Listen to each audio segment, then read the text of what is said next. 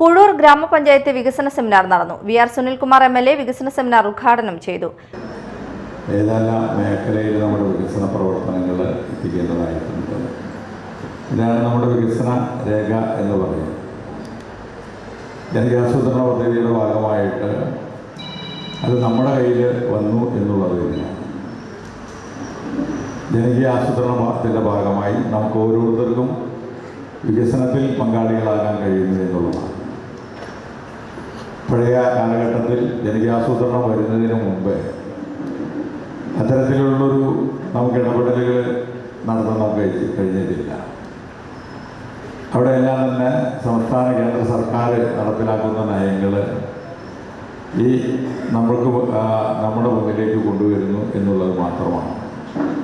ഇന്ന് കേരള സർക്കാർ നടപ്പിലാക്കുന്ന പദ്ധതികളും അതോടൊപ്പം തന്നെ തദ്ദേശ ഭരണ സമിതികൾ നടപ്പിലാക്കുന്ന പദ്ധതികൾ കൃത്യതയോടുകൂടി തന്നെ ചർച്ച ചെയ്യാനുള്ള ഒരു വേദി കൂടിയാണ് ഇവിടെ ഇരിക്കുന്നത്. ഗ്രാമപഞ്ചായത്ത് പ്രസിഡന്റ് സിൽവി സേവ്യർ അധ്യക്ഷത വഹിച്ച ചടങ്ങിൽ മാള ബ്ലോക്ക് പഞ്ചായത്ത് പ്രസിഡന്റ് സുഭാഷിണി രാജീവ് മുഖ്യാതിഥിയായിരുന്നു. ഗ്രാമപഞ്ചായത്ത് വികസനകാര്യ സ്ഥിരം സമിതി ചെയർപേഴ്സൺ ആൻസി വർഗീസ് പദ്ധതി വിശദീകരണം നടത്തി. തൃശൂർ ജില്ലാ പഞ്ചായത്ത് അംഗം Sajan Kodiyan, block division member Paulson Kodiyan എന്നിവർ വിശിഷ്ടാതിഥികളായിരുന്നു. Panchayat vice president M A. Jojo, മറ്റു സ്ഥിരം സമിതി അധ്യക്ഷരായ ബി.കെ. ബിബീഷ്, നീത കൃഷ്ണ, ഗ്രാമപഞ്ചായത്ത് അംഗങ്ങൾ, സെക്രട്ടറി പി.ജെ. ജലീൽ എന്നിവർ പങ്കെടുത്തു.